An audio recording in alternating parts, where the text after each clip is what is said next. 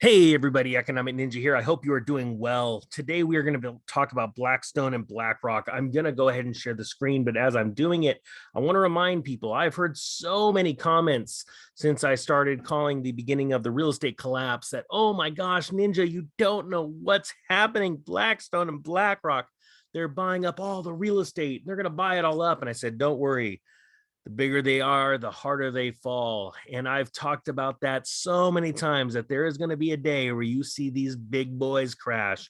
And guess what, guys? Looks like it's already starting. Now, I want to first off thank my buddy James.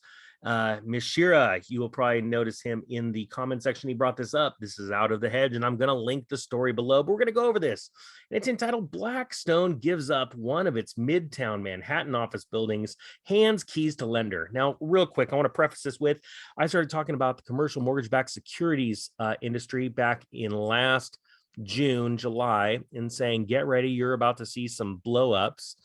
And all of a sudden, Evergrande came out. Commercial backed mortgage securities are very serious. There is an open whistleblower case on them right now, and I believe it is going to lead to something much, much more catastrophic than the mortgage backed securities debacle back in 2006, which led to the Great Recession. Okay.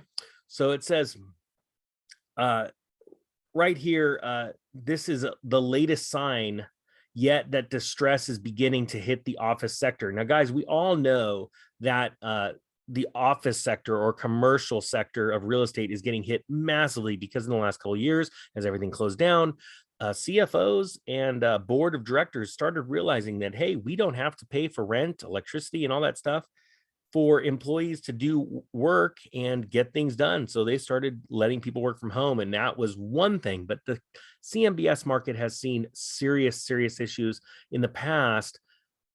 And it is not all what it is cracked up to be. Okay. So right here, we're going to go over this.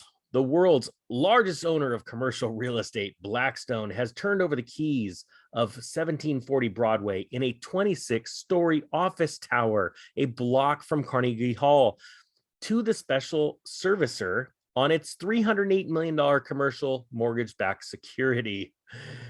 Deutsche Bank originated this loan back in 2015 as part of a single asset, single borrower CMBS. And we've talked about this before in the past where, single asset, single borrower CMBS is not a bunch of mortgage-backed securities put together. However, it is one usual massive property with it could have multiple tenants, multiple owners, all of that stuff, but it's one specific property. I'll try and link that video below if I can find it. But here it talks about the history of it. Blackstone bought the 621,000 square foot tower from Bernardo Real Estate or Realty Trust in 2014 for $605 million. So that's a heck of a loss right there, from 605 to 308. It has lost two major tenants in recent years, with law firm Davis and Gilbert leaving for another building. And I want to stop right here. So if you notice here, it has lost two major tenants. Now that's their excuse, right? And just, they just took a massive loss. And it sounds interesting, but most people don't realize this. That means that Blackstone, the, world's largest owner of commercial real estate, just got a hit to its credit. People don't realize that, they think that these guys are so big that they're just buying up everything cash. But as you can see, they used debt to buy this. And I've talked about this in the actual, regular mortgage sector, the residential mortgage sector, the normal, home ownership type, where they can only raise rent so high. And then when people stop paying, they're going to lose and they're going to have to give back properties. So now here you go. This is their good excuse. This asset faces unique sets of challenges, and we are working diligently to find a solution that is in the best interest of all parties involved, including our investors and lender. Man, Blackstone, you got some pretty solid people making up excuses for you, but that's okay. They're probably watching the Economic Ninja channel and going, how is he seeing that? It's almost like he can see the future. Well, I can't, guys. What I know is cycles, and I've already been through two cycles from beginning to end, both the .com boom and bust and the real estate boom and bust. And this is simply another cycle. However, this one's a really, really big one because it is a currency cycle. All right. Now it says here, Blackstone's decision to cut its losses at 1740 Broadway echoes recent moves in Chicago, another office market suffering from macroeconomic shifts. Last week, two towers, each spanning over 1 million square feet, were on track to find themselves in the hands of lenders, according to CMBS tracking firm TREP. Well, guess what, TREP? You're about to get a lot busier because these are about to be exploding onto the market. And that's what's really exciting for an investor like myself. And it should be for you. Even if you're not invested in commercial real estate, I can tell you one thing. If you are a residential real estate investor, I guarantee you 9 out of 10 of you have dreamed about moving in to the commercial market. And there is about to be, in the next few years, an unbelievable, once in a lifetime opportunity to invest in commercial real estate.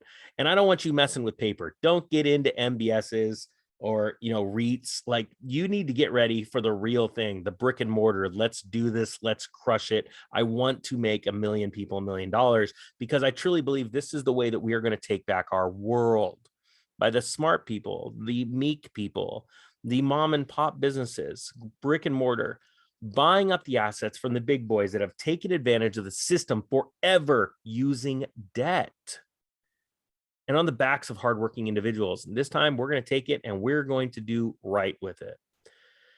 So right here it says, and I'm going to check this, the future of the office market across the country is in a state of flux, with many employees electing to keep working from home, at least of some of the time. I want you to understand, this is not always with employees electing to keep working. A lot of companies are demanding it. They're saying, look, we know the future. We can see what's going on. We're getting sometimes even more productivity out of you working at home because it is measurable work, as opposed to when you were sitting around the water cooler in the office. And not only were we paying for the water, we were paying for the electricity and the rent. And we are making we are making much higher margins. Okay.